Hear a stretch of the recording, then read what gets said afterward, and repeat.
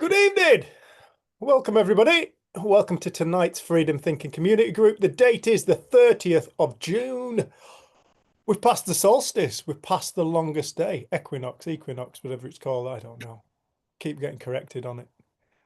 Past the longest day. We're now officially going towards winter.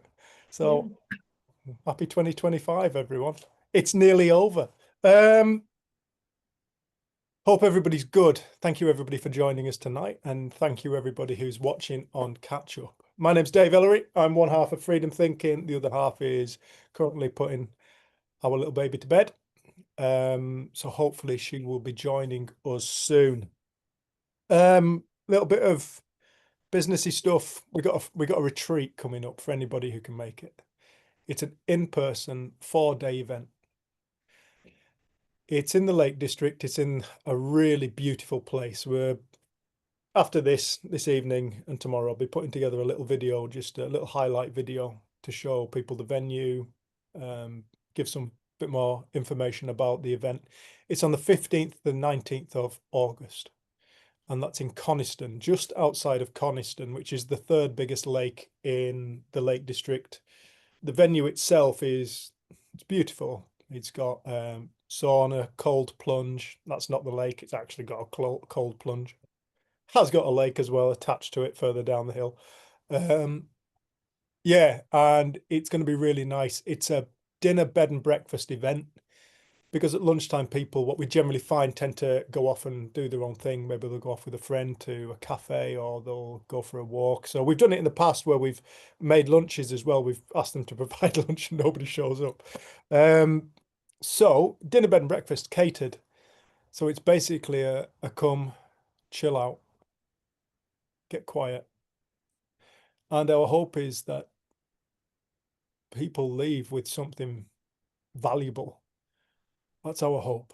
Our hope is that people come to this 4-day event and they leave with something valuable. We hope people don't see this as some kind of, we called it a reset retreat. We hope people don't see this as something like just it's a nice thing to come and chill out. Wonderful.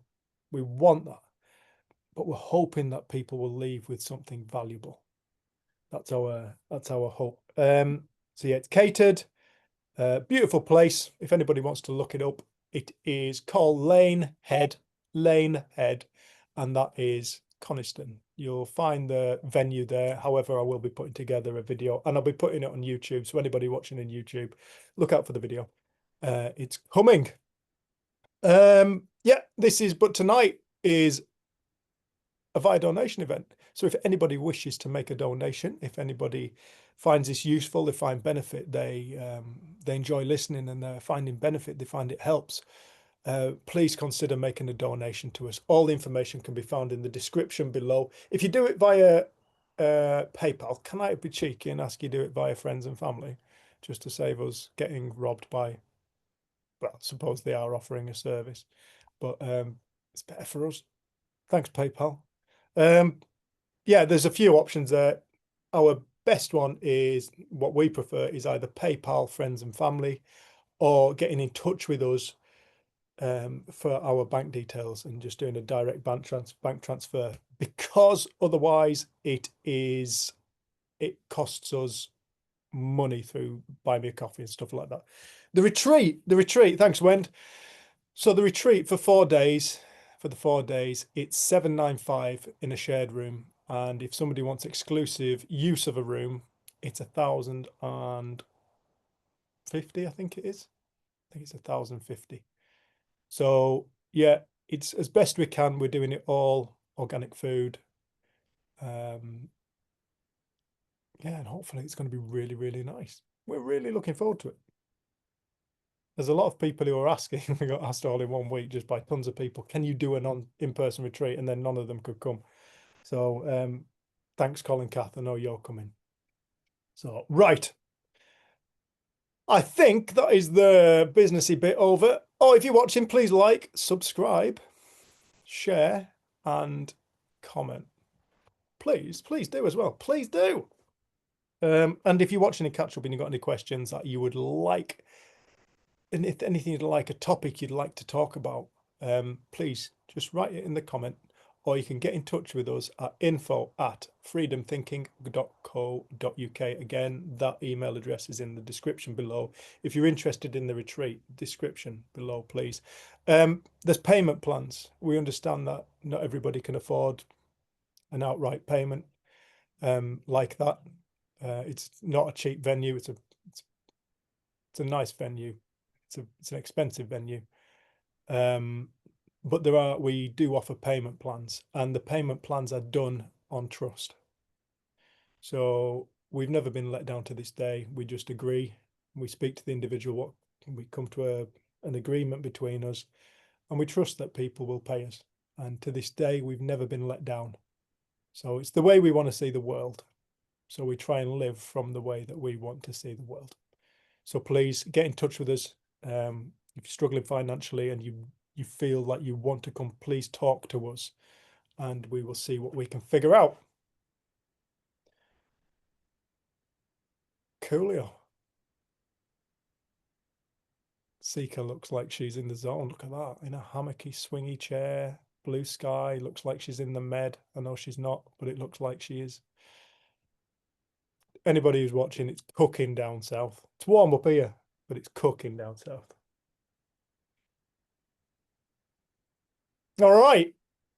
Does anybody have a direction that they would like to take tonight's conversation? When did you say something? Well, I do have something that I'm interested in. I have a woman that I know and love dearly, and she's asked me, she knows that I work with people or that I, provide help with people, but she's kind of old school, saying, so you do therapy, right? And I'm like, well, not really. It isn't therapy or whatever. But she's got a lot on her plate. She can list off 5 different things that are crowding in on her.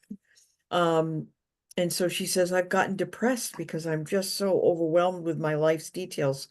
So it got me curious and thinking about when someone comes to you and Jenny, or maybe somebody else on this call, and they're really kind of drowning a little bit. Just the first sit down face to face in a room saying, okay, we're going to meet now. I'm kind of stumped about the first words out of my lips, to be honest with you. So that kind of has me curious. Like, so tell me what's going on. That doesn't feel authentic. I don't know. So, and listening to her, I know I'm going to listen more than speak myself, but I just not sure how to peel her eyes and her understanding away from I'm going to therapize you to I'm here to support you and be here for you to hopefully your mind will settle and you'll see something new and fresh. I don't know that anybody knows what the hell I'm talking about if I say those words.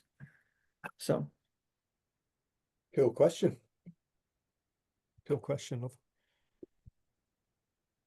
I don't know. In my opinion, I can't make anybody see anything. yeah. To begin with, first and foremost, I can't make anybody see anything. I used to think I could. You realize this. You realize you start to get glimpse into life, and you start to realize the simplicity of life. And because you see it so simple, it's really, really easy for us to go into the illusion again of thinking that, oh, well, because you see it so simply, because you've been gifted that realization, because you've been gifted the capacity to open up your eyes and start to see deeper, and you continue to learn ever since that moment. It's like, it feels like I remember saying to a friend, oh, if you want to stop smoking, I could help you. I could stop you smoking. And I genuinely in that moment thought I could. Thankfully, you never said, all right, let's try this out. Because I might have had a bit of a rude awakening. Thankfully, my awakening was quite gentle in that respect. But no, I think first and foremost is understanding, like from my point of view, I can't make anybody hear anything. That's why people tend to have their favorite speakers and, you know, their heroes. And I don't know, my hero, I always say this, my hero is the person who hears. Like, they're the people who they're the people I take my hat off to, those that hear, like those who are prepared for just a moment, just to set aside everything they think they know to truly listen.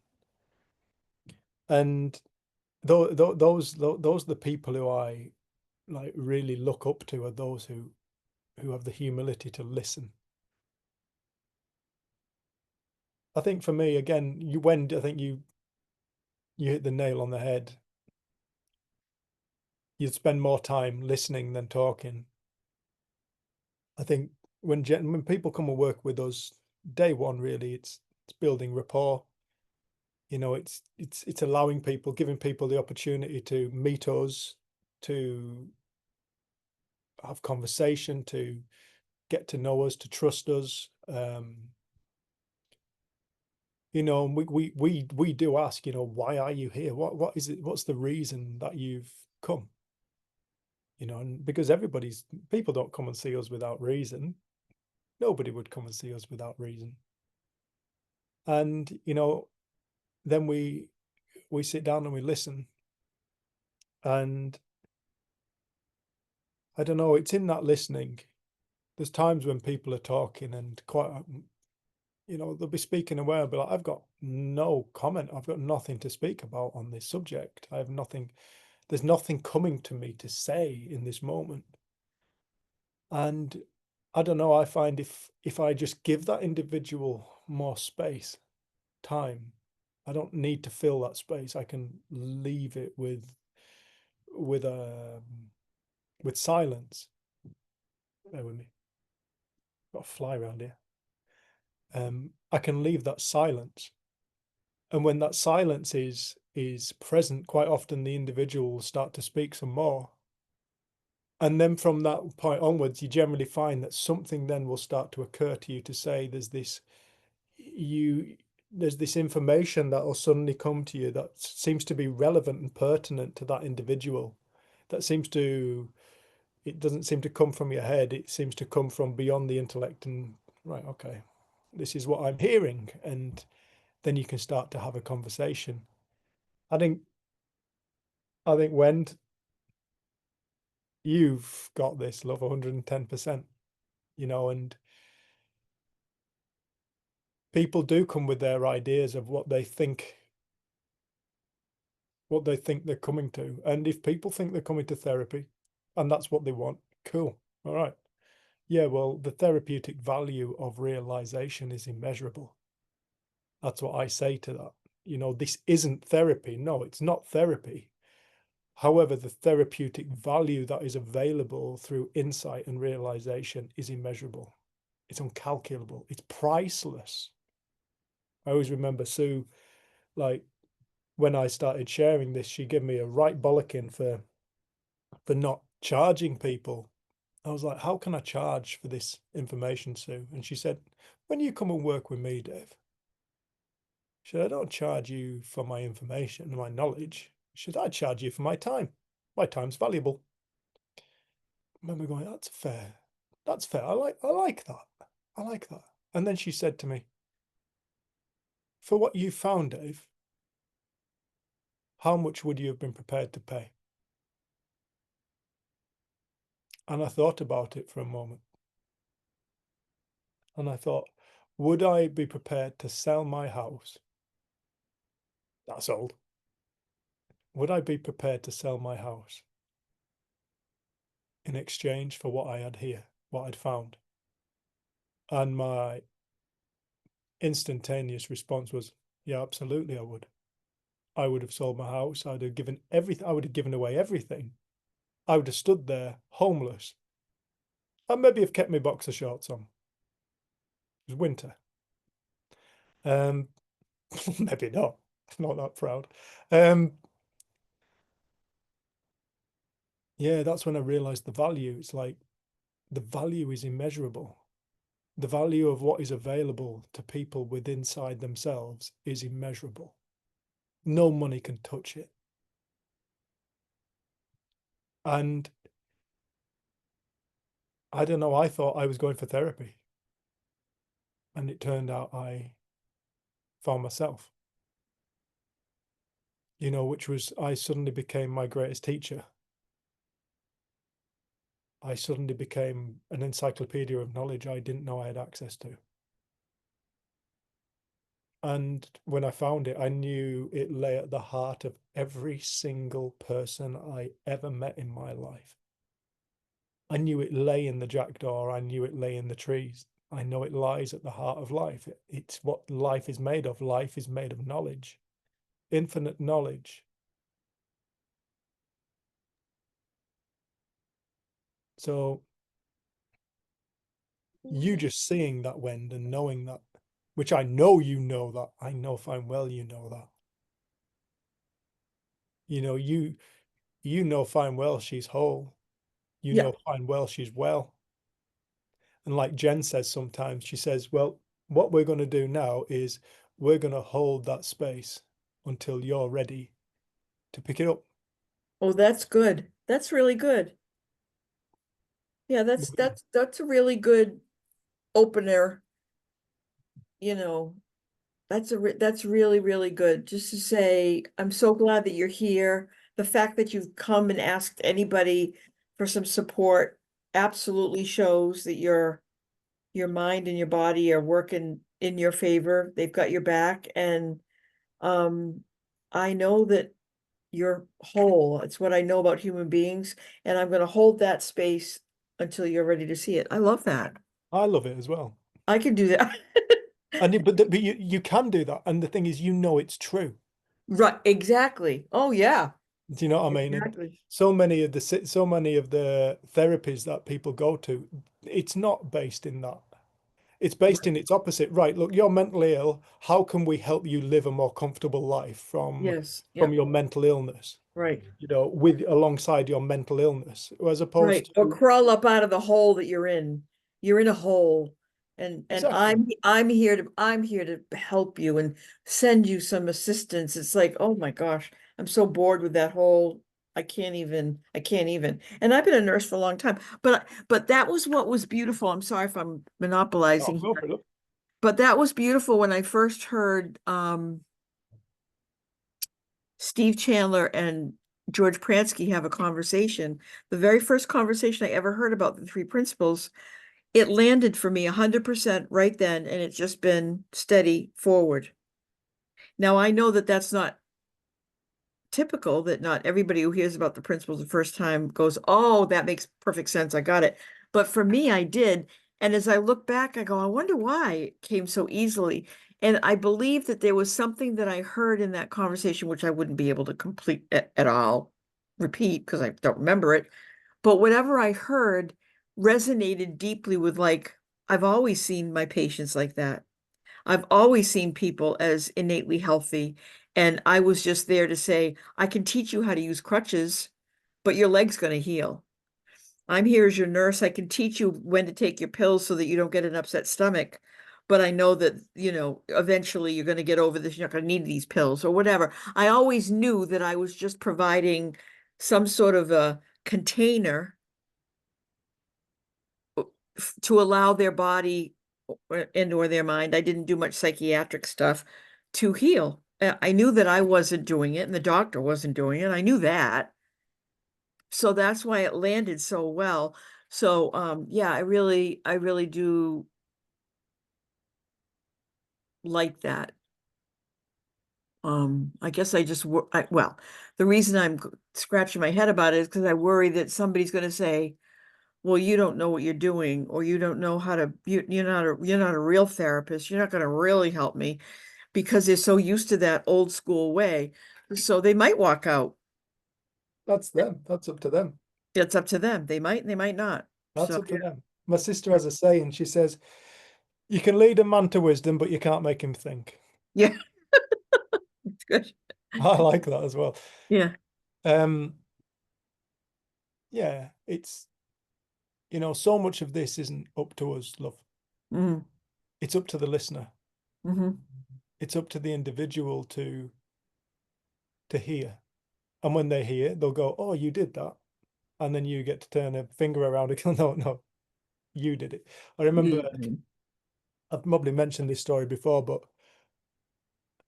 it was a um, it was a homeless man in South Africa in Cape Town at a soup kitchen, and he came in and he was enormous and he'd been beaten up, and he was nearly twice my size. I'm 6 foot, and he was twice my size. He was a brick shit house of a man.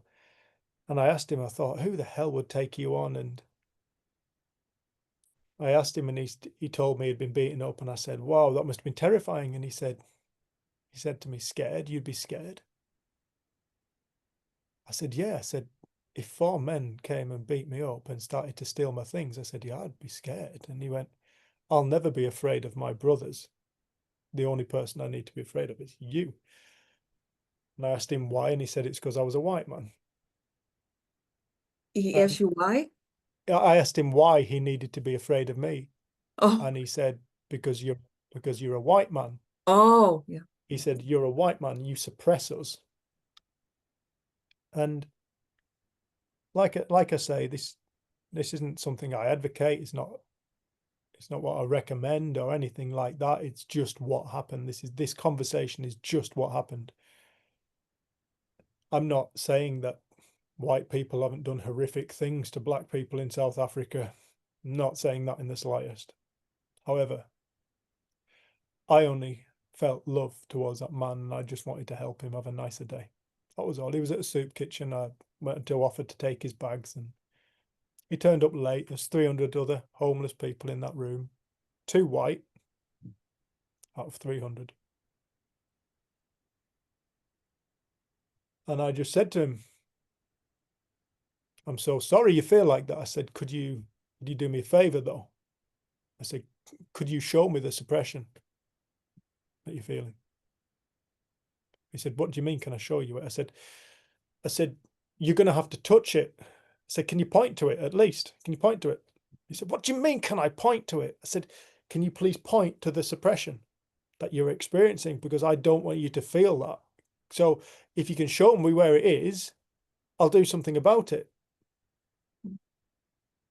And he said, what do you mean? Can I point to it? I said, you're gonna have to touch it. I'm sorry, you're gonna have to touch it. And I stood in this room, and this man was getting more and more irate as I was asking him these questions. I didn't I didn't script this. I didn't think it was a good idea at the time. It was just what fell out of my mouth. It was just, I think it was just what needed to be said in that moment. Anyway, I got to speak to him for about 20 minutes about life,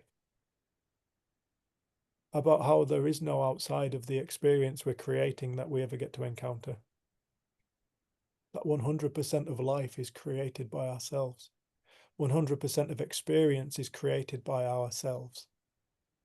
And I spoke to him for 20 minutes. I don't even remember the conversation. I thought it was 2 or 3 minutes. Jenny said, no, you were talking to him for 20 odd minutes. I don't remember that. But I do remember him bursting into tears. Mm.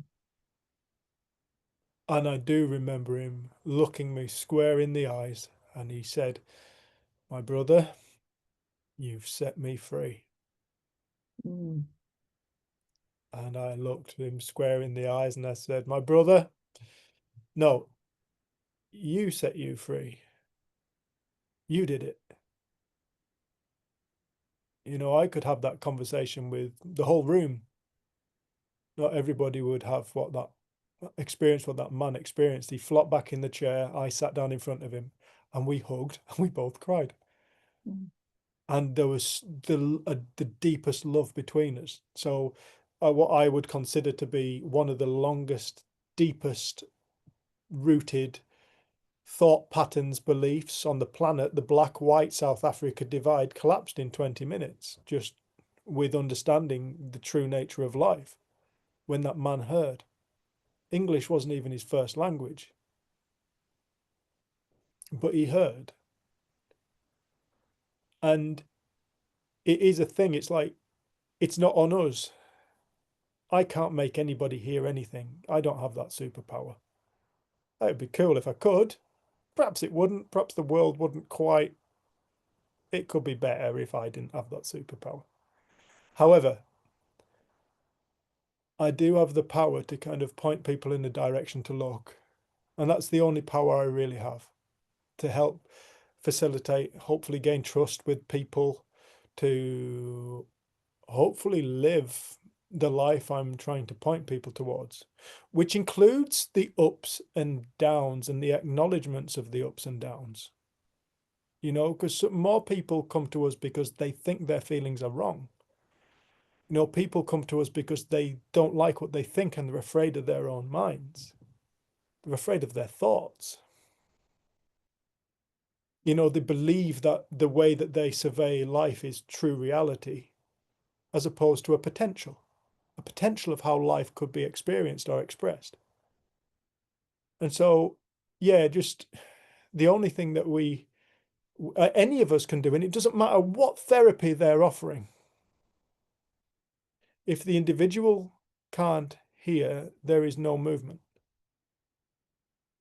When the individual, the only way, it doesn't matter what therapy, again, whether you're looking at 12 steps, whether you're looking at CBT, NLP, whatever, regressive therapy, it's a really simple truth. There's a really simple truth. People only change when their thoughts change. Yep. That's the only way people change. People cannot change without thought change. The only way people change and grow is through insight, when they realize something that they didn't already know on an intellectual level. It hadn't been part of their lived experience. So it doesn't matter what therapy it is. You know, when people change, it's because they have insight. Mhm. Yeah, this conversation's underneath all of that. It explains, it sheds a light on how the mechanics of the brain or the mind work, whatever you want to call it. And so it can be mistaken to say, oh, journaling is what keeps my head screwed on straight, or, you can, but if you go, I don't feel like I need to journal anymore, I feel so much better. That didn't come because you wrote just enough pages. It came because your mind changed. Absolutely. And you saw things differently, right? And anything, addiction, you know, addiction, when an individual has that realization, I've had it 3 or 4 times in my life where I've had to give things up because I know that they don't serve me. And I know I'm better off without it. And it's come in a moment of realization. I'm done with this. I'm done. I'm done. I don't want to do this anymore. You know, I Mm-hmm. can keep thinking to myself, right, I know, right, next week, I'm going to look at stop doing this. I'm going to stop doing this next week or tomorrow. Yeah, but today I'll get to today because I've got this going on, you know, and I've got that going on. But tomorrow I'm going to look at this, Mm-hmm. you know, and then tomorrow comes and something's life in it, some shit happens, you know, oh, fucking hell, well, I better. Have you ever seen Airplane? Where he's like, seems like I picked a bad week to stop sniffing glue. Yeah, right. Yeah. Remember that? Yeah. I love all Yeah. that. Yeah. Yeah. Seems like I picked a bad week to stop smoking crack. Yeah, really. I used to love that program, that film. It was like that. But then when insight came, when insight came, totally different kettle of fish. You know, when that realization comes and you're like, no, I don't want to do this anymore. Mm-hmm. You know, it becomes so much more simple. Mm-hmm. You know, and that's Another way that I notice it comes is when you give up the term but. So if you say to yourself, well, yeah, it's not good that I smoke crack all the time. I get that. It's really not good. But if you had the life I had, you'd smoke crack too. Or so there's this kind, I call it like this spiritual, like, uh-oh, when you say, yeah, everything you're saying makes sense, but you're still really connected to your own thoughts, your correct. your own belief system. Totally. The moment there's a but. Yeah, I know Yep. it's thought, but Yeah. right But at yeah, that point, you see some other force acting upon you other than mind, right. of Right. which there is nothing but. Speaking of butt, yes. Yeah, Yeah. exactly. Yeah. Yeah. Oh, cool, man. Hey, look, good luck with that lady. Thank you. I'm looking forward to meeting with her. Yeah, she's in good hands. Thank you. She's in good hands. Yeah, thanks. She really is. Mm. I know she is. She's a lucky lady. Mm. And thanks for opening up, Wen. Does anybody else have anything they want to share?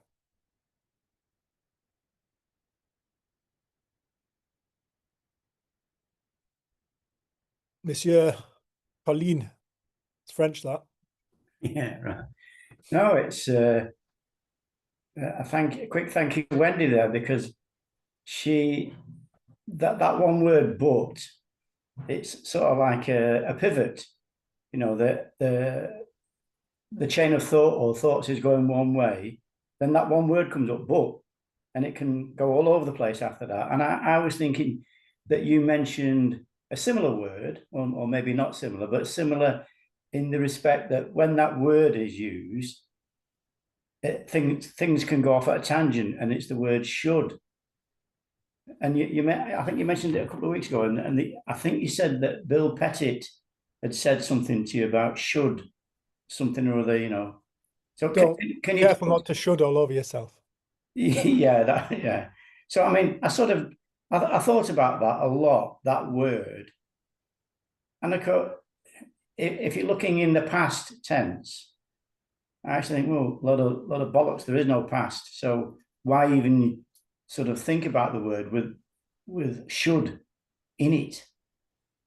I don't mean in it in the Essex way. I mean the word should in the past tense context. Does that make sense?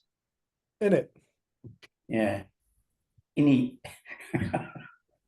Yeah, you know, you just, I think it's when you start catching on to your thought patterns, you know, to people who do should all over themselves. Oh, I should do this. I should have done that. I should have said this. I should have said. There's a wonderful thing as you start to realize you couldn't have. You know, people say, I should have said that. I should have said something to them. No, you couldn't have. What do you mean I couldn't have? Of course I could have. Well, no, you couldn't. It is 100% impossible for anything to be. Hang on. Lisa, you coming in twice?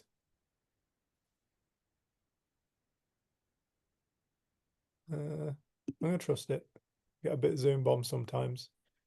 I trust this is Lisa.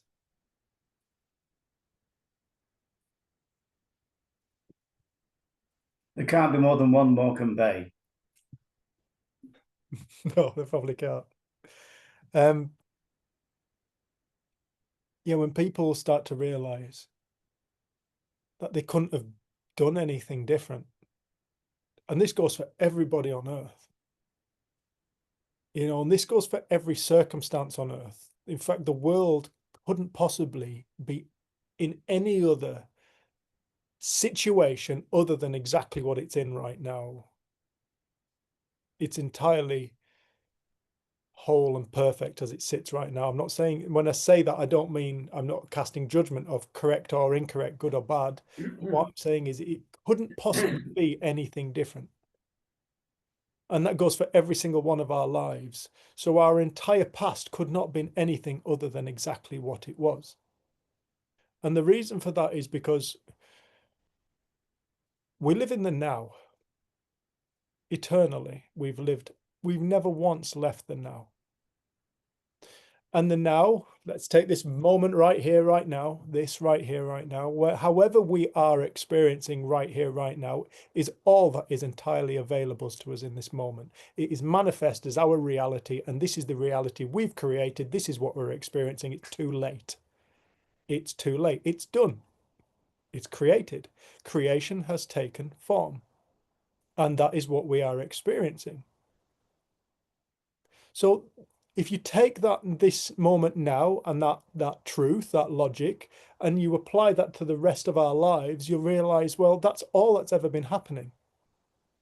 So the idea, it's very easy for us to look back now with hindsight. and to go, oh, if I'd just done that, I could have done this, this, this, and this.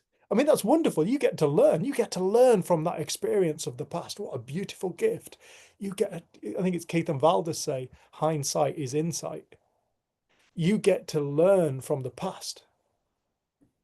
You get to realize the errors of our ways. Oh, I could have done that slightly differently. I could have, if next time if somebody says that to me, perhaps I'll remember that, and I'll perhaps take this approach. Great, you have that gift. We have that beautiful gift. However, you cannot escape the now, and you cannot escape the creation that is created in the now. That is what we call our life. So I know that when I realized that for myself, that all my dick behavior, and I've done some frigging dick behavior, all my dick behavior, I couldn't have done anything different. Given how I saw that moment, given how I saw the world, given how I was experiencing what I was creating in that moment, it simply couldn't be anything different. I forgave myself. I stopped doing that. Oh, you should have, or you could have. No, I couldn't. I couldn't. I was as good as thought that was occurring to me in that moment, and that's how it will be for the rest of my life. Same for everybody else on earth. And I also saw it in other people. I realized the grudges that I held. I realized the grudges that I held towards other people. I was actually holding if I really boiled it down, what am I holding a grudge against? I'm holding a grudge against thought. It's where the behavior came from. It came from thought. Now, am I really prepared to give up the rest of my life holding a grudge against the power of thought? Am I? No, I'm not. All right, job done. Thank you. I forgave everybody else. And I continue to do so, because throughout the day I may get a little frigging grudge with Jen. God, if she could just, if she could just do this, she could just do that. What, you haven't done that? But I thought you were going to do that. Oh, it's fine, it's fine. And then I catch myself and I'm like, yeah, she actually does a shitload. Grateful bastard. Yeah, but it's a continuous thing. It's a continuous thing, and I'm forever doing it. So I'm just grateful that I had that realization, so I could actually then continue to live it in the now and have generally higher quality thought occurring to me in the now, which means that my dick behavior, I won't say it's entirely disappeared, because I think that would be false. However, I think it's greatly diminished. I don't have to ring people up every weekend and apologize. That's one thing I have noticed. When did you want to say something? Oh.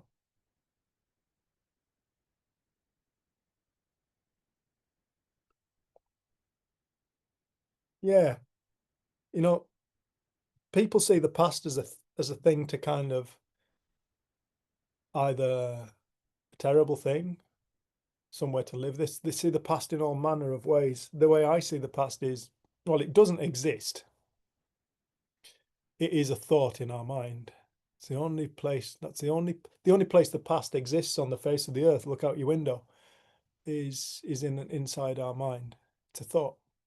You have to think yesterday to experience yesterday today. You know, and you have to think about that event that took place all those years ago in order to feel it now. But you only feel it when you're thinking about it. You know, when you forget about it, like the addict, when they forget about the drugs, when they forget about the drink, and you ask them, oh, what you been doing today? And they'll tell you what they've been doing. And oh, any cravings? No, why? Just curious. Where was your addiction in that moment when you were busy doing your work or whatever, out on your walk, having that chat you're telling me about what so and so said? Where was your addiction? Where's your cravings? They don't exist. So where is it? You know, it's only when the individual's mind falls onto the substance, the behavior, that they get that craving feeling again, that desire, that urge. You know, if people could realize that their feelings and thought are simultaneously one, they'll realize the only thing they're actually really up against is a thought. And the thing is about thoughts, You cannot, it is 100% impossible to live in the same thought for more than a few seconds, because the mind is an eternally changing phenomena. It does not sit still, it's eternally creating, and it will not create the same thing continuously, eternally.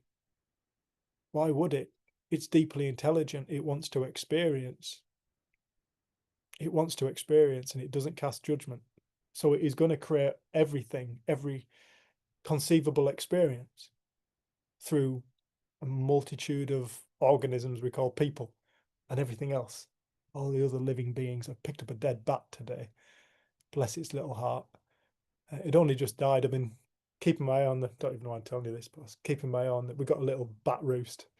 I always keep my eye on the window ledge in case there's a little baby bat falls out. Sometimes I stick them back up with the mum, but a fully grown bat had fallen out, and I went and picked it up with Kendrick, who's on screen now, and it's covered in mites, covered in little mites.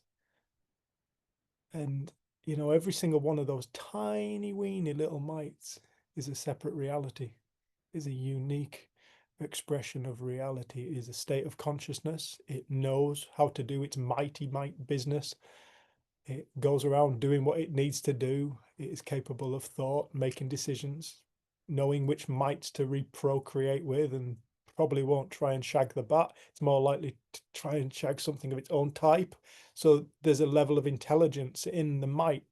There has to be. They're still around. They've continued to exist. Nothing continues to exist without intelligence. So yeah, built into every single living thing. We are really an insight of the intelligence behind life. We are the form of an insight. We are a form of as human beings, as all living things, is really insight of the one divine mind that people call God. Whatever you want to call it, quantum field, unified field, doesn't matter, it's all the same thing. Everything is a thought, really. Everything is a thought. We're even a thought. We're an idea of mind. We're an idea of God. That's why we are so friggin' amazing. That's why each and every single one of us is phenomenal. That's why the more we look with the intellect, the more confusing we become. How the fuck does the brain work? You know, and the more we look at it, the more we're going to go, well, we've started looking into this, but we've kind of answered this question, but it brought with it an extra 40. Because we are so phenomenal. Why? Because we're all divinely created. We're all meant to be here. Every single one of us is meant to be here. If we weren't meant to be here, we wouldn't be here. But we are here, so you're meant to be here. No exceptions. Nobody's here by chance. Nobody's here by accident. No, everybody's here on purpose to have an experience of life as a human being. As a creator being who forgets it's a creator being and gets to experience life full on, full in the face. Get to experience the fear created from the idea of fear, from the idea of separation, from the idea of not love.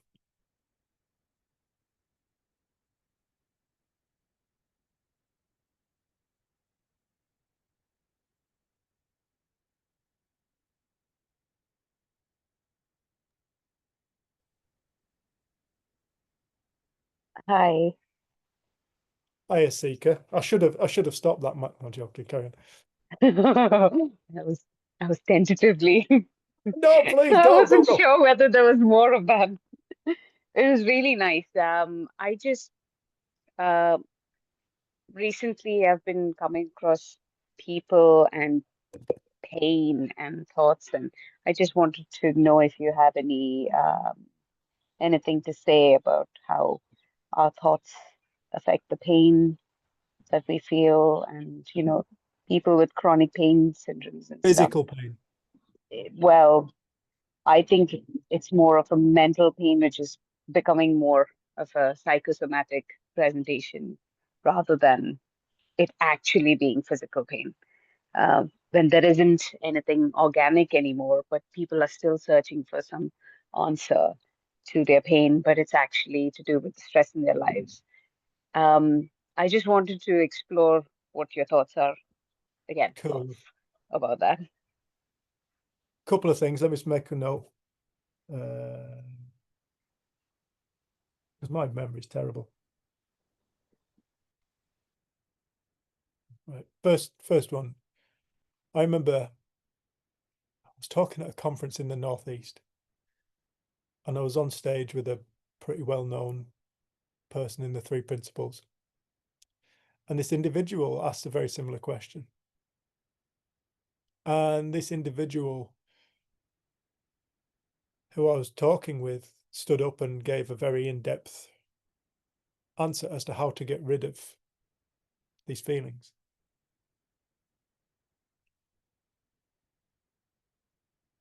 It was a very different answer to what I was thinking. I'm not saying I'm right. But this man sat down and I said, "Do you mind if I say something?" And she said, "No." I said, "Well," I said, "it's interesting." I said, "I don't see things like that. I don't see feelings as something to be got rid of." I said, "I see them as something to be understood." And I said, "I used to think like that. We need to get rid of these feelings. We need to stop these thoughts." I said, "Because I was terrified of my own mind. I couldn't be left alone. I would never, if I went home and my wife wasn't at home at the time, the car wasn't there, I wouldn't stop. I'd carry on because I thought if I went in the house, well, it was pretty self-evident. If I went in the house and I was on my own, my thoughts would start to go dark. And I'd start going down, down, down, down, down. I didn't like it. So the best thing that I had available to me at that time was go and see your friends. Keep your mind busy. Don't be on your own." I said, "But when I came across Sid and had my realization, I realized there is nothing to be afraid of. There is no feeling to be afraid of. There is no thought to be afraid of. Everything is the same thing." I said, and with that came, for me, I'm just going to put the light on one second.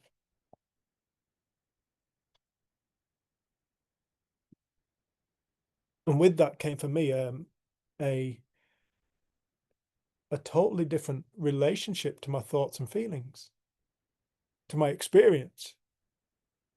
And I still, to this day, I feel all my feelings. I still feel all the feelings. This week, I've had some pretty low feeling points this week.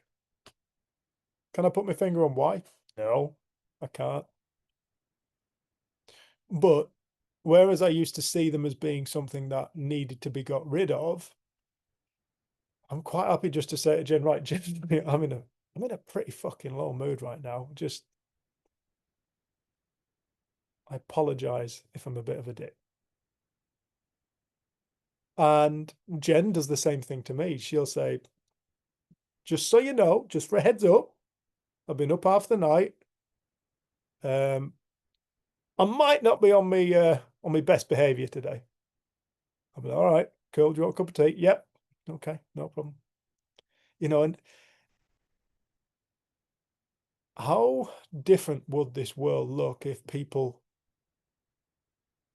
all at once started to realize they didn't need to be afraid of their thoughts? How different would it look if all at once they started to take responsibility for their own thoughts and feelings? I remember I'd had an argument with my family, big blow up, big blow up in my family. This is 2 years ago, I think. And Jen and I went down south. We left on the day of my auntie's funeral. It was a really trying time for all of us. And I pray. If I want clarity on something, I ask for clarity to be given to me. Please bring me some knowledge, some information. Please help me through this. Because as much as my relationship to it has changed, it still doesn't feel comfortable. You know, when I feel like shit, I feel like shit. And I don't think you can escape that as a human being. And I think that's something to be acknowledged. How many ideas has mankind come up with to do away with feelings? How many great ideas have they come up with? This new technique, this new medicine, this new whatever, you know, smoke this, inject that, take that pill, drink this, go and speak to that person, read this book, all this stuff. It's all about trying to escape feelings. And nobody ever makes it. They never manage it. And I think it's because we're looking at life wrong. Like, we're trying to get rid of parts of God. That's really what we're trying to get rid of. We're trying to get rid of aspects of divine experience. And if we're going to try and do that, there is only one thing that sees a problem with a feeling, and it's the ego. It's separation. It's the only space that sees problem is the ego. Problems only occur to the ego. Problems don't occur to the soul. The soul is pure love. It doesn't judge a single thing as good or bad. It embraces all things. It's consciousness. It's pure consciousness. It embraces all of it. Fine. It'll bring to life. It'll experience all of it. It's not bothered. However, the intellect, the ego, that will start to formulate ideas of problem. But I remember this one night, I was led in bed. It was 4 o'clock in the morning. Now, I used to go to bed and I used to kind of get that thing where you'd sleep, where you couldn't sleep. And if you couldn't sleep, your mind gets really fucking dark. And then all of a sudden, this tiny little problem suddenly becomes like a hot air balloon. And it's like, oh my God, I've got all that stuff to sort out. All these problems suddenly look absolutely enormous. I used to live like that, thankfully, and I'm really grateful for this. I don't experience that anymore. If I wake up in the night now, thoughts pass through, and if I'm awake, and I don't get that kind of balloon thinking, hot air balloon thinking. But I remember this particular night, my mind was like just busy away, chuntering away. It wasn't terrible, it was just chuntering away. And I can only really describe it as being like in a loud cafe with all this loud talking going on. But over on that table over there's a really interesting conversation. But the problem is they're speaking very quietly. But that is riveting. I want to listen to that conversation. And I tuned into this. It was in my mind. These words coming through so quietly. And what it said was, the soul doesn't measure. And I was like, say that again. Carry on. Say it again. Carry on. I'm listening. And that's all I heard. The soul doesn't measure. I was like, bollocks, I missed the rest. I repeated what I'd heard a few times and I fell back asleep. Morning went.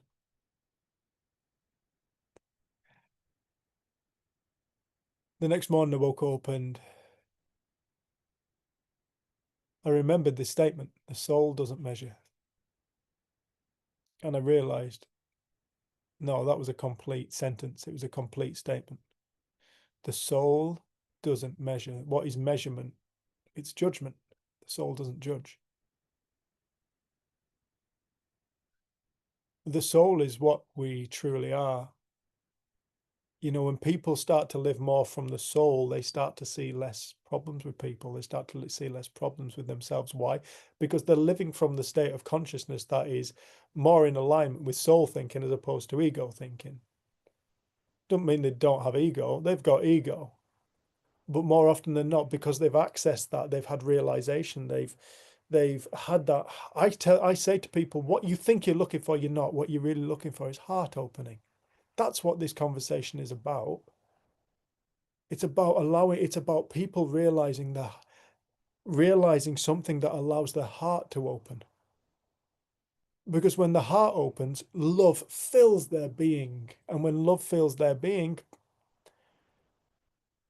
it's an undeniable experience. It's an undeniable event that transforms an individual in a moment. And really, that's what this conversation is about. It's not about this. It's about what I would call heart opening. And when I talk about the heart, I'm not talking about physical heart. I'm talking about the heart of our being kind of coming to the fore to be experienced as a reality, to kind of go, here I am. Did you know I was here? And after another argument with my family, I said to my mother-in-law once, she said, David, can you cut my hedge? Can you cut my hedge? I said, yeah, I can cut your hedge. I said, how do you want it? Do you want it spirit level, or do you want it going with the gradient of the land? She went, spirit level. I said, good thinking. I said, good, yeah. Look, miles nice. It was only a short hedge. You know, it's nice just to keep it. Anyway, it's my thinking. Long story short, next morning she wakes up and went, you've done a really nice job on my hedge. I was like, yeah, I know. And I was waiting for it. Come on, let's hear it. What is it? She went, but you haven't done what I asked. I said, yeah, I have. And she went, no, you haven't. I said, oh, what did you ask for? She said, well, I really wanted it going, like following the ground down. I'm like, no, you didn't. No, you said you wanted it spirit level, Liz. And she went, I don't know what that means. I said, a spirit level, like it shows you level, spirit level. And she's like, I didn't know what that meant. I'm like, oh, for fuck's sake. Anyway, put on my tree surgery stuff again. I climb back into this hedge.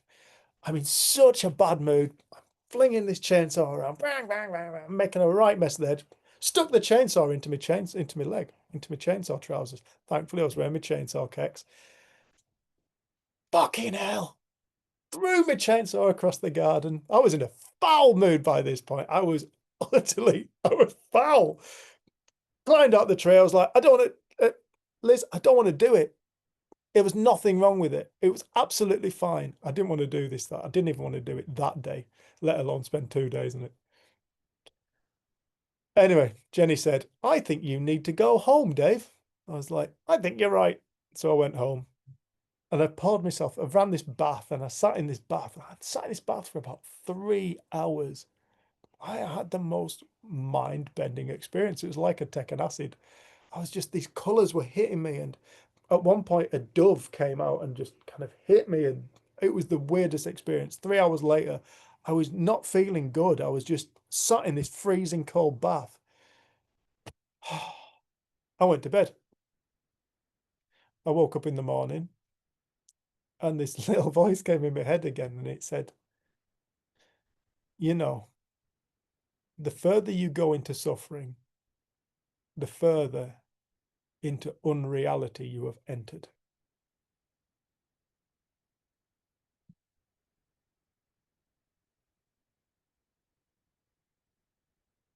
The further you go into suffering, the further into unreality you have entered.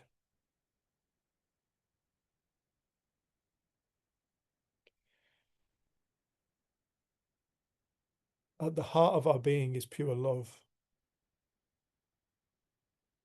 I don't know what that is. I thought I knew what love was till I experienced it.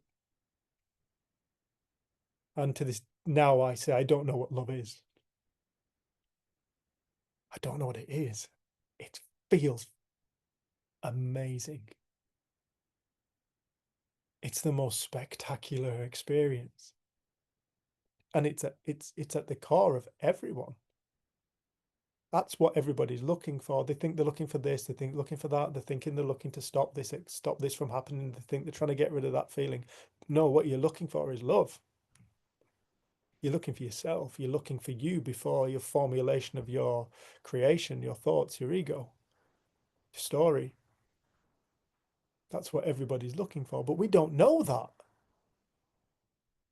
But the moment you experience it, you go, of course, that was the most spectacular experience. And it changes everything for everyone. For anyone who experiences it, just changes everything. It doesn't stop them experiencing. It doesn't stop them feeling. Doesn't stop them thinking. It doesn't stop their bullshit. It doesn't stop their thought patterns. However, the relationship changes to it because you found something greater. What you thought was your be all and end all and your finite, and this is just me, this story, I'm just this story, this is who I am. You suddenly discover something far greater, which puts that in its rightful little box.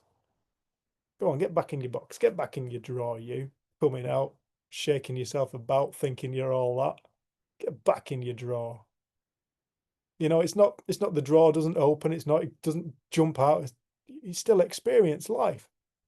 But it's when we start to realize, because anybody who has one of these, what I would call divine experiences,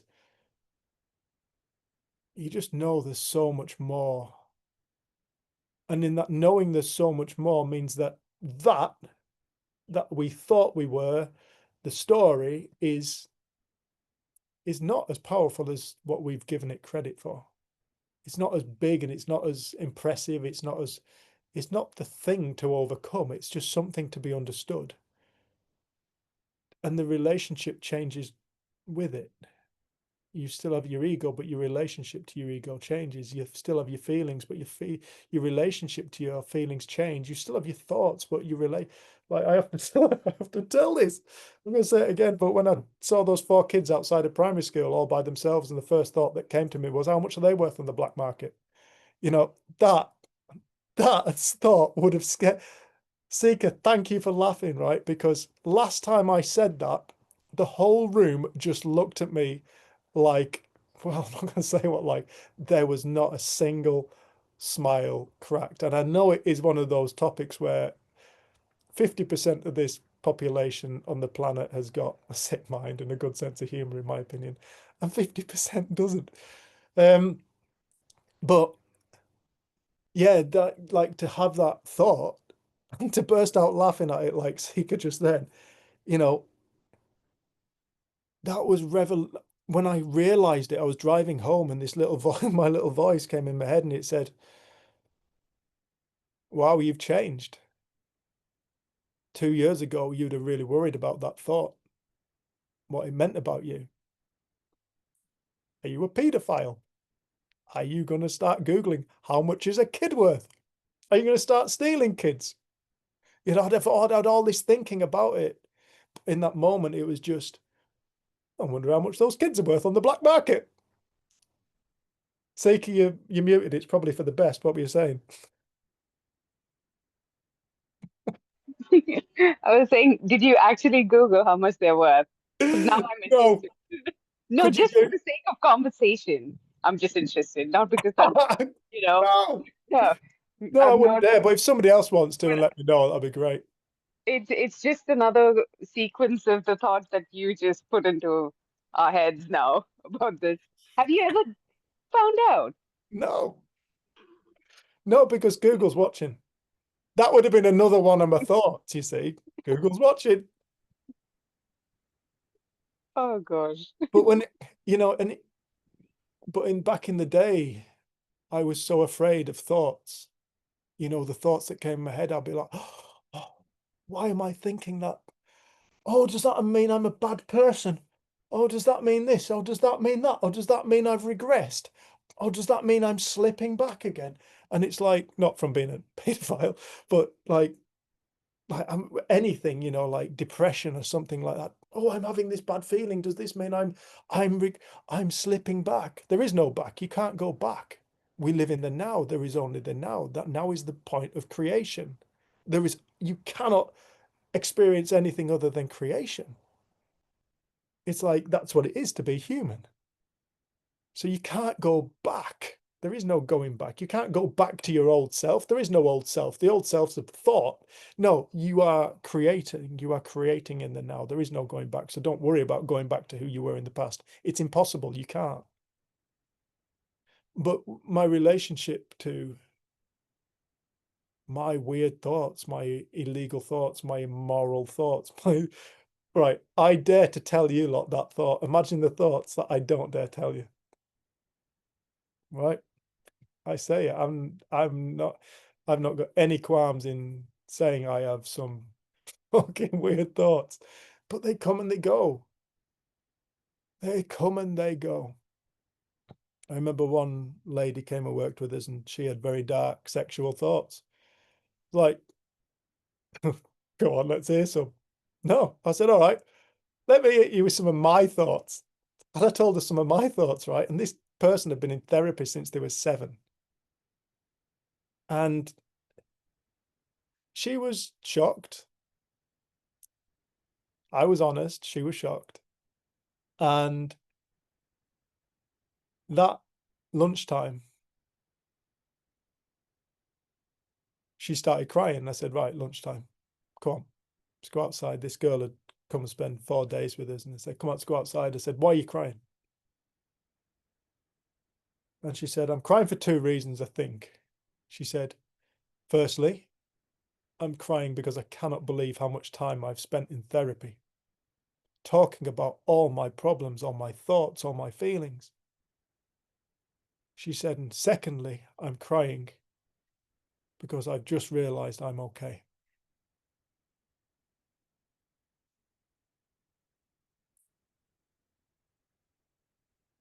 Doesn't matter what you're thinking. It doesn't matter what you're feeling. You're okay. We're all okay.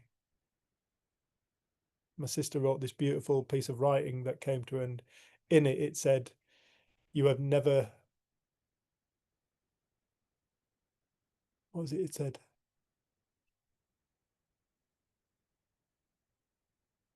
you have not weathered the storm, darling child.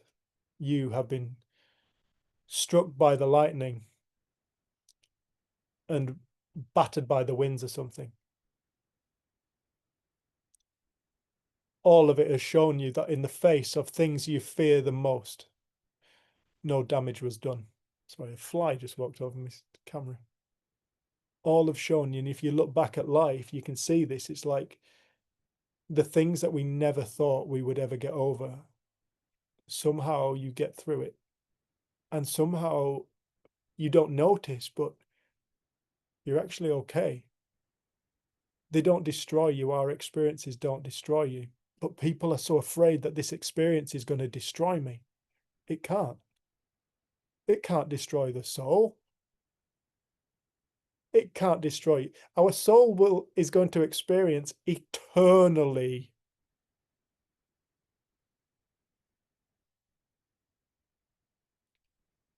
It's had infinite experience already. It's going to continue to have infinite experience. Because that's what it's all about. It's all about experience. But we get confused and we start to think we're this finite idea of who we are. And of course, that's a terrifying prospect because you start to look frail at that point. You'll look frail, you look breakable, you look finite. It will look terminal. But when you start to look at life from that greater vantage point of the soul, it's like, well, no, you are not that experience, and you're not that experience, and you're also not that experience. And okay, which experiences are you? Which thoughts are you? Are you those thoughts? Are you those ideas? Okay, why those ideas and not the other ideas? What's wrong with those other ideas? Why are you not those? Or which feelings are you? Which one of those feelings are you? Which group of feelings are you? Which idea are you? You realize you're none of them. Well, if you are that idea, why not those? If those feelings there that you identify very strongly with, anxious, depressed, what about your other feelings? What about when you're out with your mates and you're having a laugh? Why do you not identify as joy? Or when you're on a roller coaster and feeling a little bit, why do you not identify with that? You know, why are you so quick to identify with a certain spectrum of experience and think that's who you are, when in actual fact you're none of it and all of it, like something much greater, you know? But it wasn't obvious to me until Sid came along and said, you think it's real. It's not real, you just think it's real. Although that's my depression. That's my, I need to kill myself now because I can't deal with life. I don't belong in this time frame. I don't belong in the 2000s. I should have been in the 1500s when life was simple. He died of the plague. Didn't think about that. You think it's real. It's not real. You just think it's real. We all think it's so real. So, Seeker, I've completely and utterly forgotten what the hell your question was. Sorry, love. My question was about pain. Pain. And it was psychological pain. Cool. But yeah, you know, if people can start to have that, they can start to see their feelings differently. You know, they're not something to beat down. They're not your identity. They do come and go. Even physical pain, even people in physical pain. I've experienced some seriously physical pain being a tree surgeon. I remember I used to fell run, and I'd swimming a mile a week. I was running 2 fells a week. I was going to the gym, and I was a tree surgeon. I was also going to the doctors going, I am exhausted. I don't know why I'm so exhausted. I'm only 30. I shouldn't be so exhausted. And it's like, what do you do a week? And I'm telling him, and he's like, that's why you're exhausted, mate. Get some rest. But I remember I was so strong and I was so fit. And I picked up this lump of tree. I dragged it across this garden. And in my head, I said, I don't think I've ever felt so strong and fit in my life. Bang! Away I went. My back collapsed. My herniated a disc, and I just fell on the floor and I couldn't move. I couldn't get up. It was excruciating. My mate had to pick me up, put me in the car, took me to my friend who's a physio. And she took one look at me. She said, I've never seen anybody's back look like that. She said, the back was so in spasm. And anyway, long story short, it really hurt. However, what I did get to do for the next few days was sit down and watch funny films. And I liked watching the funny films because my back didn't hurt. You know, funny film, top tip, right? If your back goes, funny films, right? That cures it, funny films. But really what was happening was my attention wasn't on my back. My attention was being diverted away to the screen and what goings on of the film. And so because my attention wasn't on my back, funnily enough, now I started saying it, my back started aching. Right, there you go. It's like where our attention goes, our experience flows. So even in physical pain, we all know people who are hypochondriac who every little ache and pain is horrific for them. Why? Because they give it their undivided attention. you know, and you get that individual, distract them with something. Go here, come and look, have a quick look at this. Look at that. Look what I've been looking at. Blah, blah, blah. Have you seen all this? Look at this. You know, they'll start talking to you normally. There's no pain in the voice. Oh, yeah. Oh, yeah. Have you thought about, you know, and why? Because their attention isn't on it. Our gift of attention that we get to pay. Love that word. Pay attention. Pay attention. But yeah, you know, to me, this is about, it's a conversation about reorientating our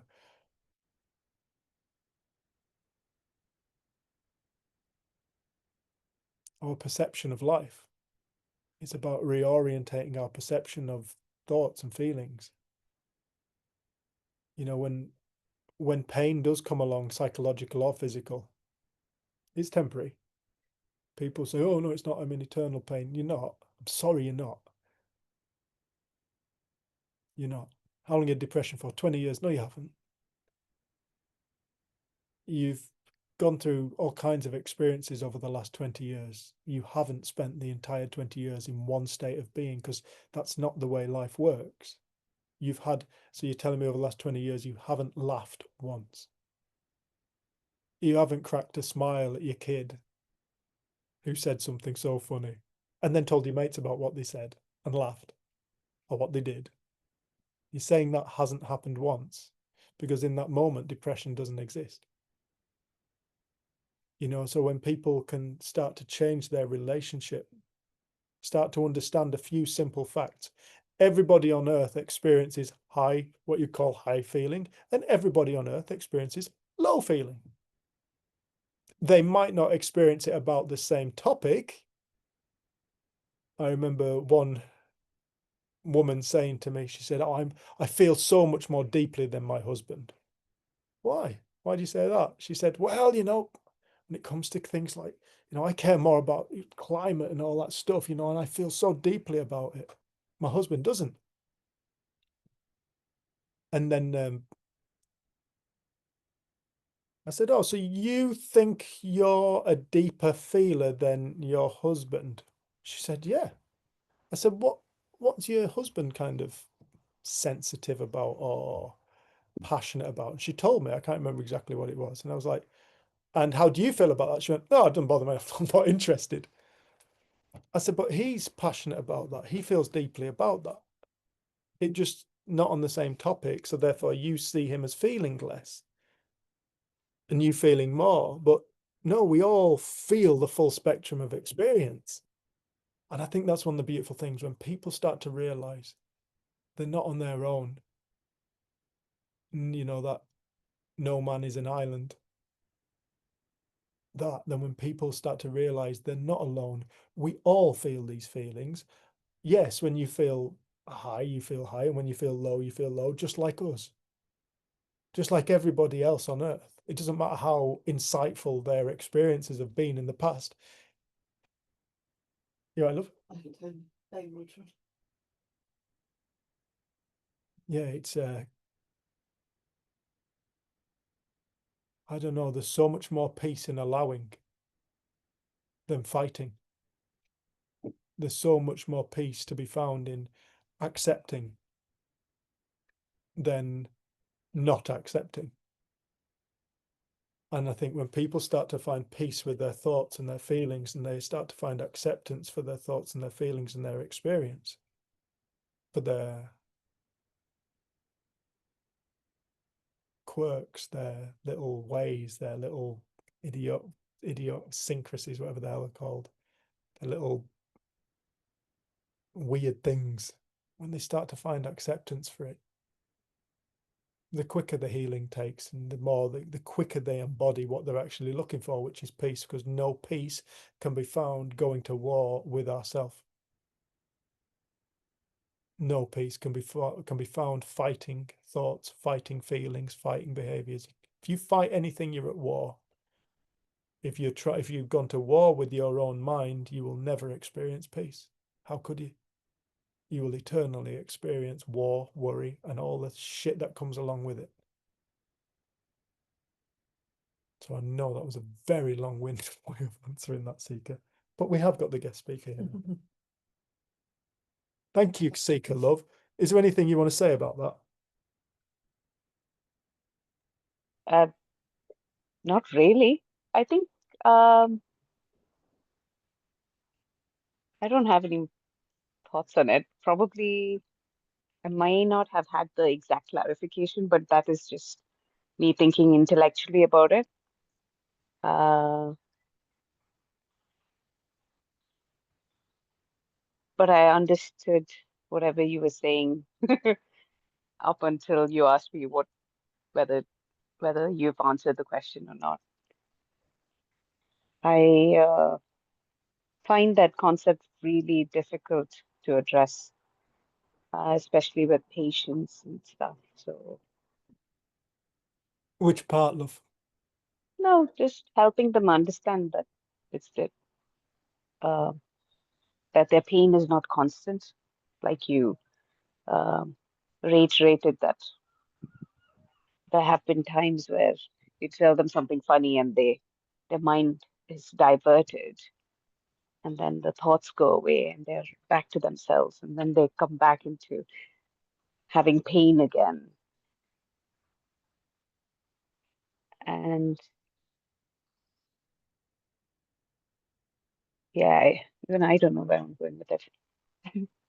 Yeah, pain is a very sensitive, is a very difficult topic to get your head around, especially when it is psychological pain. And then to try relay that to somebody else, it's even more difficult because then you don't want to negate their experience of the pain. And at the same time, when you can't find any actual physical cause for their pain, you're stumped. Okay, you've come to me looking for answers. I don't have anything more to give you from all the imaging and all the stuff that we have done. I can't find an explanation. So then where do we go next?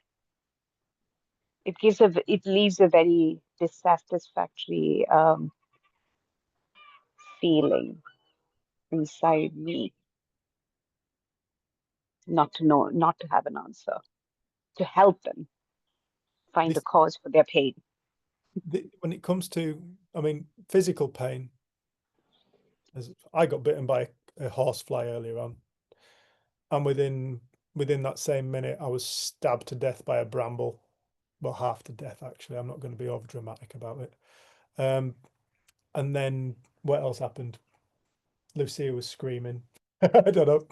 You know, like physical pain, there's infinite amounts of things that can cause us physical pain in this world.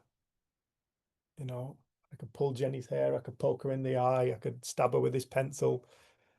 But when it comes to emotional pain, this is the beauty, and this is the gift of this conversation. One source. One source. Thought. Thought. The power of thought. I was told in my therapy, it was my grandfather dying. I was told in my therapy that it was a chemical imbalance of my brain. I was told it was going to prison and the trauma of going to prison. I was told it was the bullying that I had at school. You know, and there was all these different theories about the root cause of my my psychological pain. But then Sid came along and said, it's all thought. The past, it's a thought. So really the root cause of all experience is thought. And therefore what creates the peace and the joy that we're looking for is actually the same thing that creates the suffering. There's only ever one source. Now, when you've got something that's singular, there's only one place to look. That makes life so much more simple. And You know, but then people hear that and they go, okay, right, now I know it's thought. Okay, now I've got to figure out which thought is it so I can blow it up. I can chuck a grenade at it. No, you've taken on infinity now. You have now chosen to pick a fight with infinite variables. So if you imagine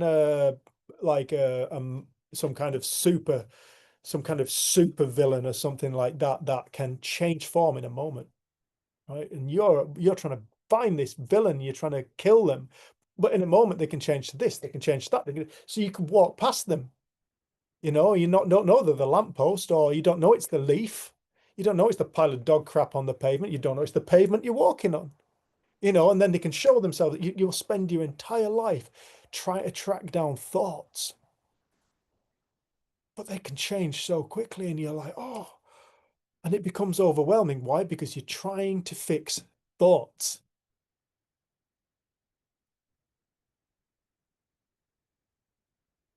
The true magnitude of this conversation doesn't lie in thoughts. When we're talking about the power of thought, we're talking about that precisely, the power of thought. The power of thought is the whole infinite. It's the force of creation. It's the only thing that's ever creating. And when an individual starts to see that the whole of life is ultimately a dream, if it wasn't, we'd all see the same reality, but none of us see the same reality. You know, Jen and I don't see eye to eye all the time. We live together a lot. Me and my sister, same genetic stock, and we don't see the same world. We see very, very, very different worlds. We believe very different things. We like very different things. And what looks true to my sister doesn't look true to me. What looks real to my sister doesn't look real to me, and what looks real to me doesn't look real to my sister or true to her. You know, so we're all living in these unique expressions of reality, because reality that we encounter, anybody on earth encounters, isn't outside of themselves, it's inside of themselves. It's coming from inside. That's why the mystics have always pointed people back inside. Look within, look within, look within. The answer you seek is within you. It's true. The answer we seek is the realization of that creates, which is our self, the true self, the spiritual being, the infinite creative force. And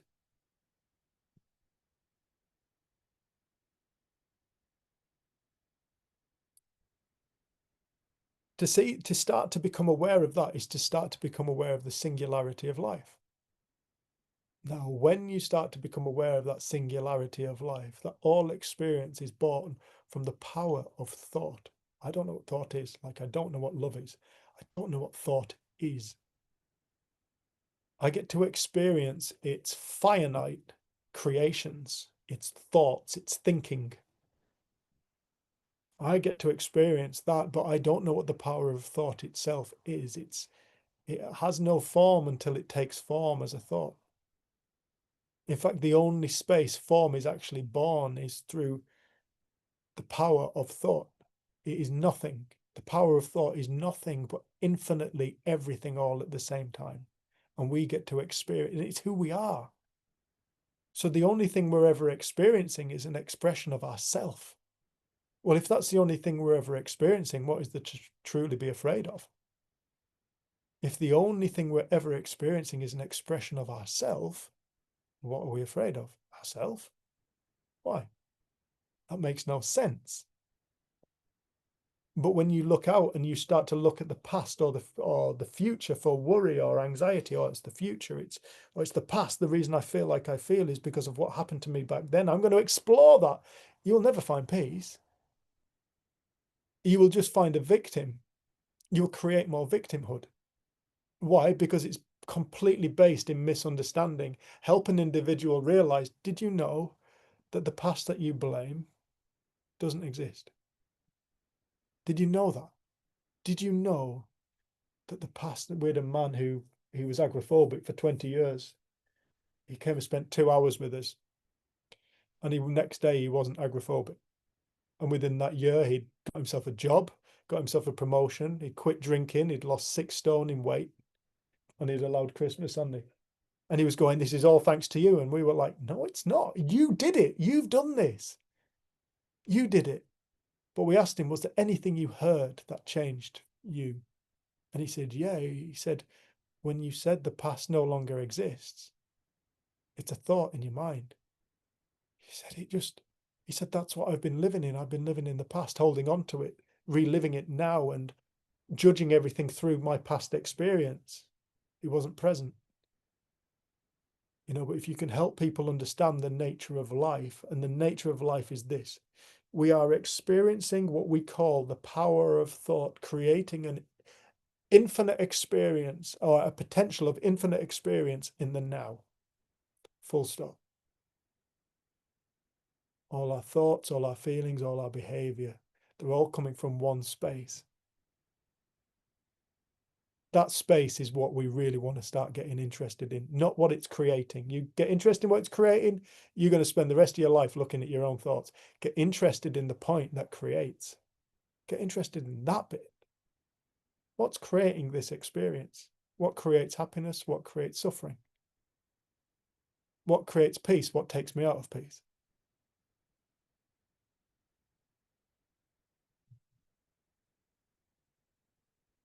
I wasn't sure you spoken about change, No. but Wendy's also got a hand up. When?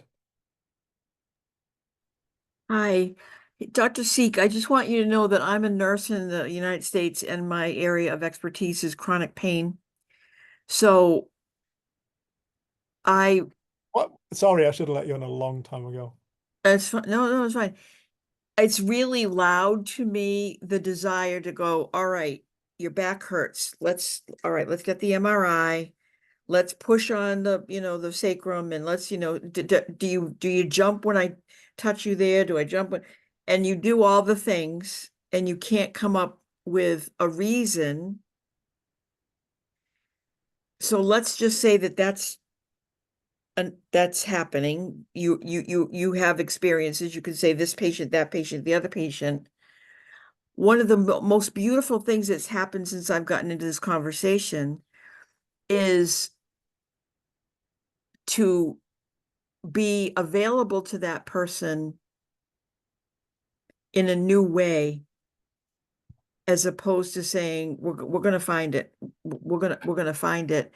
The place that I adopt is, why is this person's body screaming at them? And I don't know why it is, but they know. And if I offer that trust and that kindness and that listening ear and some action, I'm going to get some blood drawn. I'm going to get your MRI. And the more that things come up negative, if you will, the more that things don't reveal themselves as an obvious anomaly, hopefully during the engagement of the time with you has provided some settling of I don't know what it is, doc, but every time I talk to you, it doesn't hurt so bad. I don't take as many acetaminophen. I can actually turn my neck more than and I don't know if they can necessarily make that connection, but there's something beautiful in that therapeutic connection with another human being, that this conversation of the principles has provided to me as a provider, as a healthcare person, that wasn't accessible to me. It was like, oh, they're calling again. They still got their headache. What am I going to do now? What test? They're just crazy.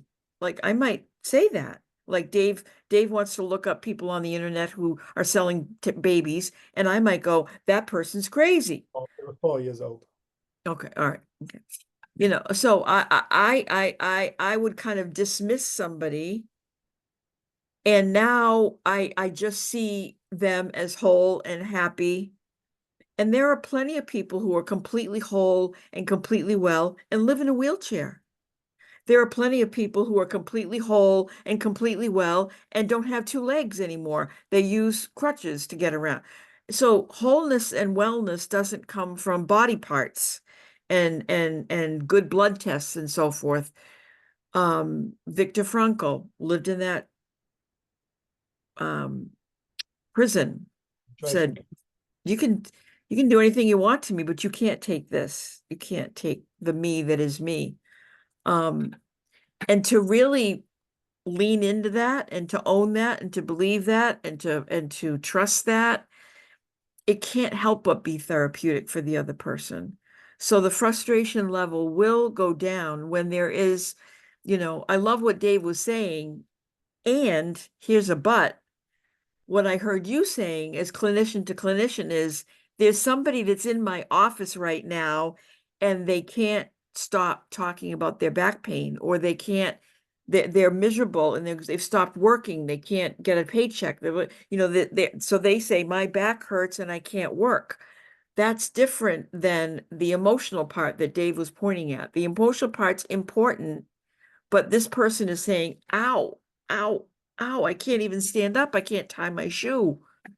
And so there's something to be done in some regard. And I have found over my time in this conversation that the trust that the body is trying to say something and trying to point this person, and thank God they found a Dr. Seek or a Wendy as opposed to another bozo on the bus that would just go crazy, goodbye, get out of my office. Nobody needs that, but they get it. We know that they get it. So I don't know, that I hope that was useful in some regard. Thank you, Dave and Wendy. Thank you. It really helped a lot. Mind at ease. Thank you so much. I don't know if we have, but interesting thing we've seen with people who come and work with us, like you get to kind of see patterns. And one of the things that we've really seen is people who have strange, when I say strange, I mean like kids who have been overparented, kids who have been almost disempowered by their parents in some form or another, tend to come with chronic stomach problems with the solar plexus. And it's interesting, you'll get people who will bring up, oh, I've got stomach pain. We'll ask them, like, so like, what your parents like? And they'll tell you, or you'll get to see them together and you're like, why? Well, that seems to fit the bill. And there's one of our friends, one of our dear people that we know, he's been diagnosed with Parkinson's disease. And is it Louise L. Hay?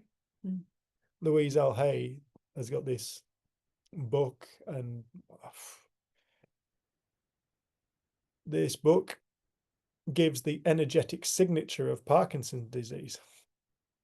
And the energetic signature of that person would be one that has to control everything, has to control people. What else does it say about it? I think tries to control everything and everyone around them to feel safe. Yes. Now that is absolutely 100% bang on for this individual. So and you look into other things in the Louis, I haven't had much, I haven't looked into it too much, but things that I have looked into in that Louise L. Hay, not all of it I've personally, but perhaps I'm not seeing it at that point, but a lot of what she's spoken about, I go, I can't argue with that. And like, I love what you were saying, the body is a feedback mechanism. People take pills to try and get rid of pain. No, pain more often than not is trying to alert you to something. It's saying this part of you is damaged, and give it some respect, and listen to me, please. And because it's a wonderful thing, is pain in a lot of respects. But the mind and body are inseparable. They're only separable in the moment of death. In that time, the body is the housing for your mind. for your soul to experience in the physical dimension via the senses. So the mind is constant, the body is a constant feedback mechanism of mind.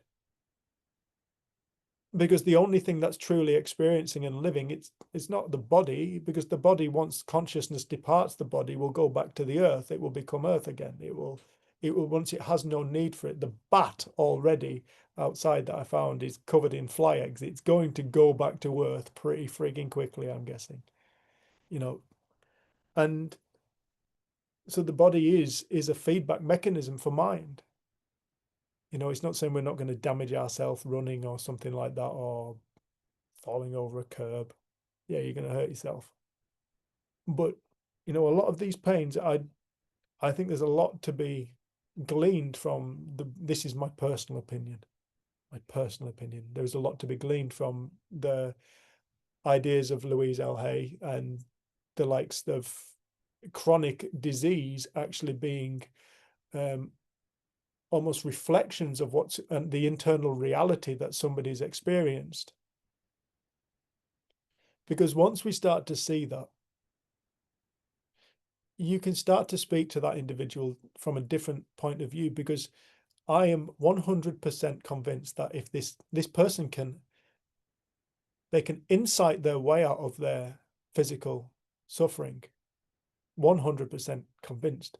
They can, I know when I had my insight, so many of my physical ailments, my heart hurt continuously. I was going to the doctors with heart pain and stomach cramps and just I couldn't breathe, and thought I had lung cancer and all, because my mind went to worst case scenarios.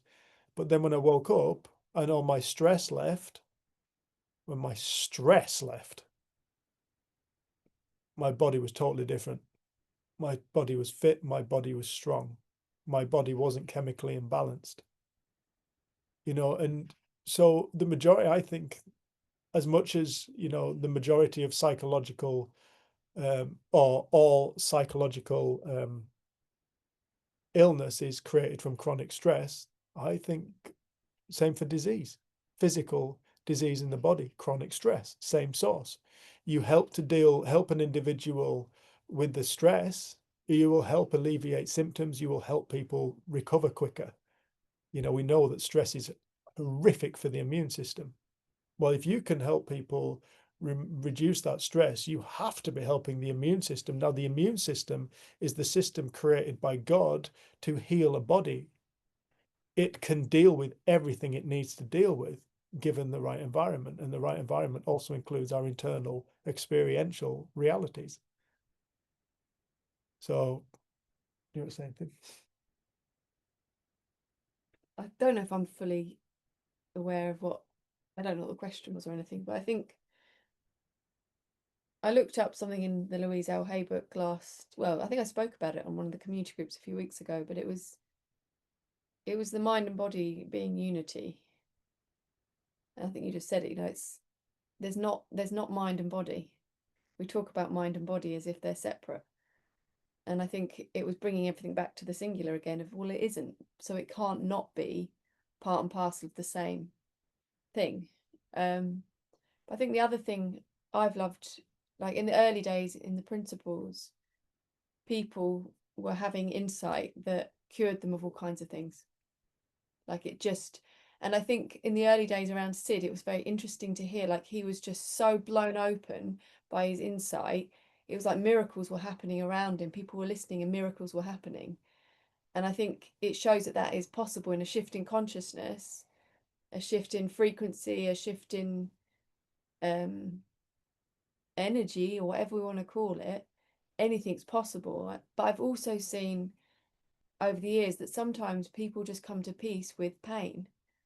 They come to the peace with the fact that their body has certain pains, and they can't figure it out, but they have peace around it. So they've got pain with peace about it, rather than pain with anguish. So I think that's one of the things I've really started to see, that I was so excited when I came across the principles that somehow this was going to cure everyone I knew of, like mental health problems. It would cure everyone I knew about chronic pain and unexplained pain and cancers, because these things had happened around Sid, And I know that things like this have happened, people call them miracles in the world, so it's possible.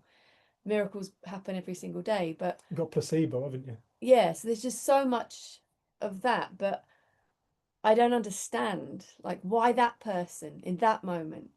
Why not that person in that moment? And I think that's the thing I've come to peace with, is that I don't know. And if someone's in front of me, a bit like Wendy was saying, it's just seeing their wholeness despite their symptoms, whether they be psychological or physical, and speaking to that within them, I think that helps wake up the healing capacity in both ways. And loving people. Like when we were in Santa Clara County filming in the homeless shelter, this one lady she initially didn't want to be filmed because she hadn't put her teeth in.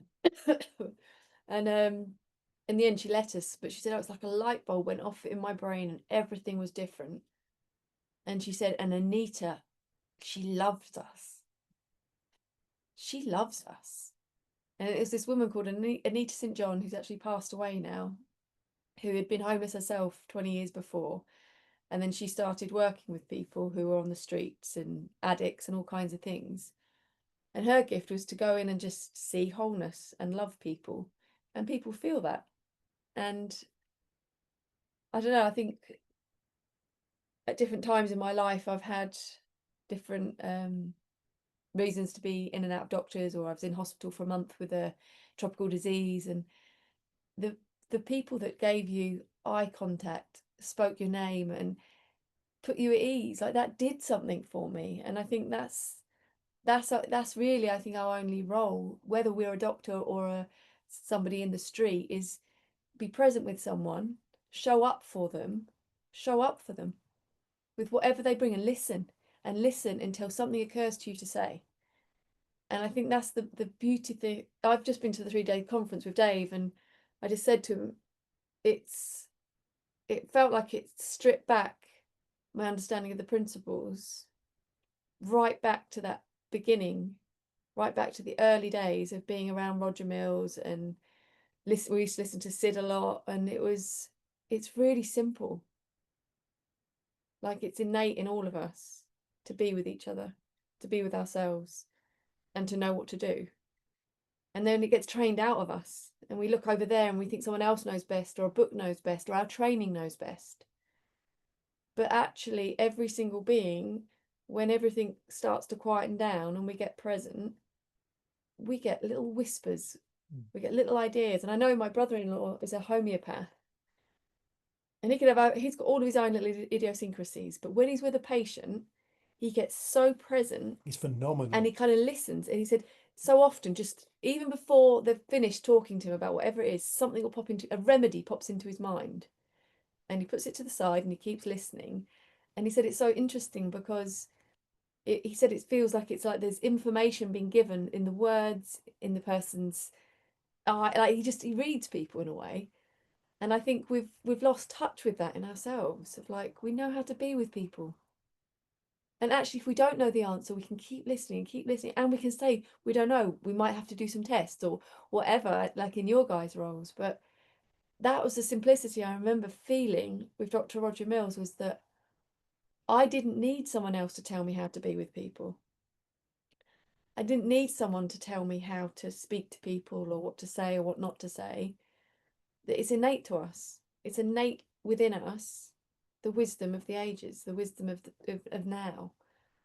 It's not somewhere else. And I think that was really nice about being at the conference. It's just, oh yeah, it's really simple. We get really caught up and things look cloudy and messy, and we look outside for answers. And then when we get really quiet again, or still, even just for a moment, answers find us. We get tapped on the shoulder, and I think that was really nice, wasn't it? It was nice. And I think there's a beautiful lady called Anna who spoke, and she's a refugee from the Ukraine, and she'd been here a couple of years and felt like she had this pull home, but she had a daughter and she was terrified for her daughter, taking her back. Why would I take her back there? And then she said her daughter nearly got hit by a car in a very, very safe neighborhood on a very, very quiet street. It was very close that she could have lost her daughter. And she said in that moment, she realised it's not up to, she can't control when we live and die, any of us. She hadn't got any control over all of the things she was trying to keep safe. Like, she doesn't know and she can't control. And she had this like, beautiful insight that actually it's not on her. And then she's ended up moving home, and she said, you know, there's war happening. There's missiles, there's sirens, there's so much going on. And then she still found incredible peace at times that she hadn't experienced while she was here. And then one of the things she said at the beginning was, some people are experiencing war when there is no war outside. And some people are experiencing peace when there is war outside, and vice versa. But it was such a beautiful, like, her talk was probably my favourite. Oh, The beautiful, entire, wasn't it? it was so raw and so honest. And she spoke about being at peace with grief, being at peace with anguish and sadness, being at peace in her heart with whatever experience came and went. It's just, I think they should make that one available to everybody, because That it's was such a beautiful, beautiful talk. Yeah, it was.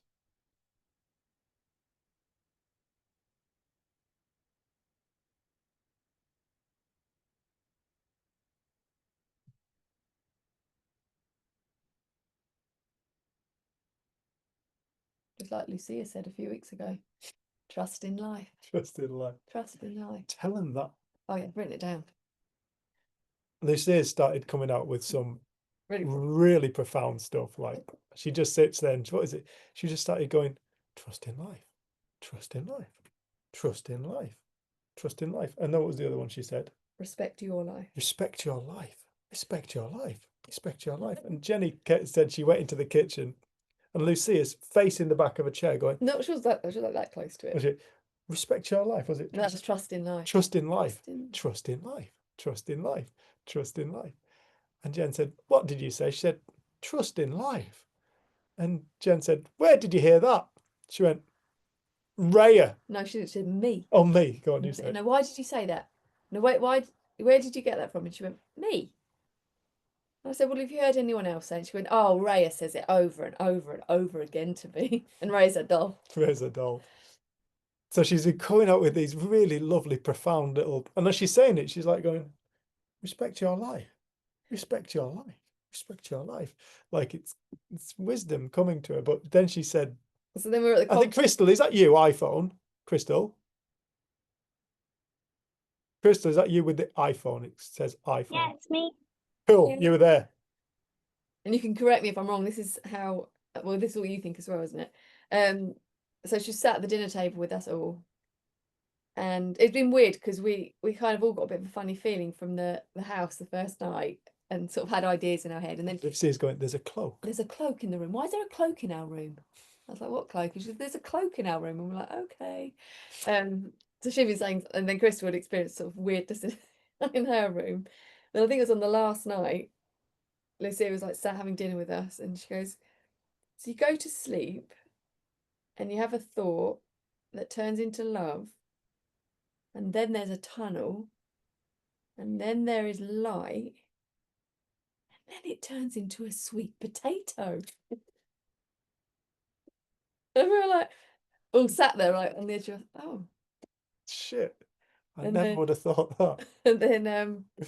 And then she said, there's something scary in the room over there. And we're like, where? Like what? And she's like, over there. And we're like, well, what is it? And she was like, mashed potatoes. We're like, oh, you're just winding us up. She's bonkers.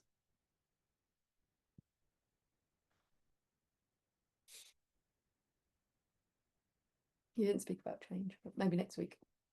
Didn't speak about change. Kendra didn't speak about change. You bothered to ask her earlier. Is there anything you'd like me to talk about? I wondered if you- Kendra, do you want to talk about change? It's 9:05. Next week, let's talk about change. Sorry, Kendra, love. Oh, that's all right. I actually forgot. Good. See, dementia's really good. Was it Rudy who said dementia is, what was it said? I can't remember. Happiness is having a bad memory. Happiness is having a bad memory. I like that. I think that's what it I've said that. Mm. Yeah, I remember when we were in Florida, we were doing something out in Florida, and this woman said, how does this apply to dementia? And we're having this conversation, and I forgot the word dementia. So I was like going, what's that word again, Jen? She's like, dementia. I'm like, yeah, dementia. And then 2 minutes later, and I've forgotten the word. I could not hold the word dementia in my head. She never came back. Did she? Well, she After no, she only came to the morning session. She didn't come back in the afternoon. But she didn't come back. it was like watching a comedy sketch. I was like, you have got to be kidding me. It's like you're winding on. I think she probably thought you were taking the piss, but I'm like, dementia. I've told you like 10 times. But I would say within that conversation, it must have been like 7 times. I just could not Oh my- remember the word. Mental. That's thought for you. All right, let's call it an evening. Thank you all so much for being here. Again, we'll be putting out our video about the retreat. So if you're interested, click on it. Also, if you wish to make a donation, the link's in the description of the video. Just want to send everybody so much love. Seeker, thanks so much for your question, love. Love you loads. Everybody else, thanks so much for being here. It's really, really horrible. Thank you. There's going to be It's been- nobody here. It's not happened yet. Cheers, Lise. You're thanking everyone to be here. It's really horrible. No, when you sat there and there's like, is everybody going to show up? Then people start showing up. Thank you so much for taking the time to explain that really vague topic. But yeah, you guys did brilliantly. Thank you. Thank you for being here and asking the question, because it's cool. Yeah, It's cool because when you ask questions, we get to learn as well. yeah. You And I know, guess it just taps into where your source of inner wisdom is, like what even Jen just said. It just comes from within, from somewhere. I don't know where it comes from, but somewhere. And you just Your tap client- in and then it just comes out. It's beautiful. Thank Your you so clients- much. your clients are lucky to have you, Seeker. Oh, thank you. And Really. so are your clients. My gosh, they must be bedazzled by the couple that you both are. Thank you so much. Not everyone. Really? I find that really hard to believe. Oh, we've had some interesting characters, haven't we? Oh, they'll be back. People are people. Exactly. All right. Good night, both of you. God bless everyone. Loads of love. Good night. Bye. Good night. Thanks, everyone. Love, love. Bye-bye. Bye. Bye. Bye, everyone.